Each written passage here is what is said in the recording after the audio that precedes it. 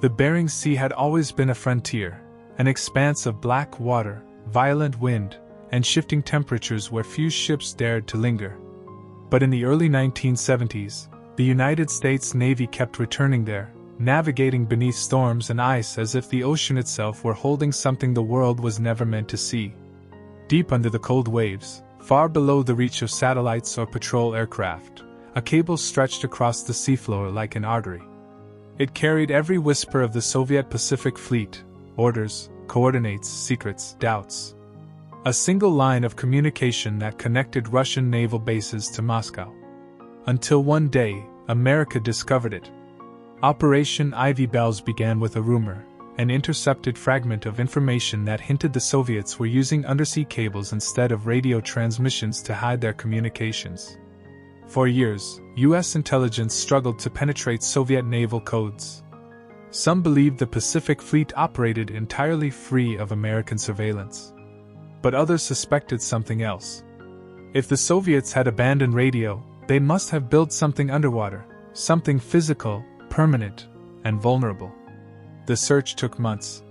Submarines drifted through underwater canyons like blind giants, guided by nothing but charts, old hydrographic surveys, and instincts refined in the shadows of the Cold War. Every attempt failed. The cable remained invisible. The Pacific remained silent. But in 1971, during a classified reconnaissance mission, a U.S. submarine detected an anomaly: tiny magnetic disturbances deep below the surface, consistent with metallic wiring. It wasn't proof, but it was enough. The Navy sent its most secretive submarine, the USS Halibut, into Soviet waters. The Halibut was unlike any vessel afloat. Modified in ways no public document ever fully described, it carried divers, lockout chambers, sonar arrays capable of reading the seafloor as if it were a blueprint, and cameras engineered to survive crushing pressure. It was a spy disguised as a submarine. And the crew knew what they were searching for: a Soviet military cable that, if tapped, could reshape the entire intelligence landscape of the Cold War. The dive lasted hours. The ocean swallowed the vessel in total darkness, pressing against the hull with a weight that could turn steel into dust. Inside, the crew waited in silence. Above them was a foreign navy. Below them was a secret that had eluded the most powerful nations on Earth. Then the sonar pinged. A single metallic line appeared on the mapping screen. The search was over. The divers prepared to exit the submarine. They carried tools, measuring devices, and a small, experimental device that would become one of the most important espionage tools ever built: an underwater recording pod engineered to attach directly to the Soviet cable without disrupting or damaging the signal. They called it the TAP. It had no power source, no lights, no transmissions. It simply listened. When the divers reached the cable, they realized two things immediately: it was fully operational, and it carried an astonishing volume of communication traffic. Orders from Moscow, patrol routes, maintenance logs, fleet movements, nuclear submarine deployments. Everything. And none of it was encrypted. The Soviet Navy, believing the cable was impossible to access, transmitted all information in plain text, a gift beyond anything American intelligence had ever obtained. The divers installed the TAP carefully, securing it to the cable, then swam back through the freezing dark toward the waiting submarine. Operation Ivy Bells had begun. For 10 months, the device recorded everything. When the Halibut returned periodically to retrieve the tapes, analysts back in the United States were shocked by what they heard. The Soviets were not only transparent, they were honest.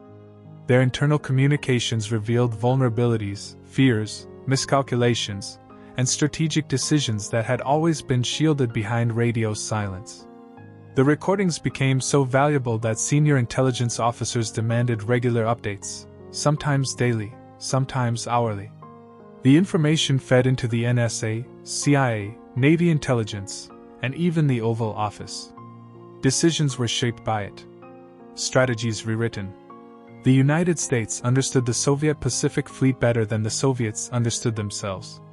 But secrets never stay buried forever. Several years later, something changed. Russian transmissions began to shift, still clear, still unencrypted, but scattered and inconsistent. The cable buzzed with new patterns. Security updates. Alerts. A tightening of tone. Someone new.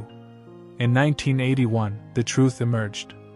A former NSA employee named Ronald Pelton, drowning in debt, approached the Soviet embassy. He sold them everything: details of Operation Ivy Bells, the location of the cable, the design of the tap, and the frequency of retrieval missions. The Soviets acted quickly.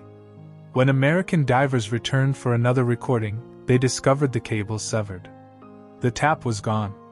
The ocean floor was scrubbed clean. Ivy Bells had died. What followed became a diplomatic earthquake. Pelton was arrested after an FBI sting. The information pipeline that once fed American intelligence dried up completely. The Soviets stripped their entire underwater communication system and rebuilt it from scratch. And yet, decades later, the original recordings remain one of the most significant intelligence achievements in U.S. history. For a brief window in time, the American Navy had done the impossible: listened directly to the heart of the Soviet fleet, undetected, uninterrupted, underwater. Operation Ivy Bells wasn't just espionage. It was a reminder that the Cold War wasn't fought in speeches or borders. It was fought in whispers buried beneath a frozen sea, carried along a cable that no one was supposed to find. A story nearly erased, nearly forgotten. Until someone chooses to tell it again.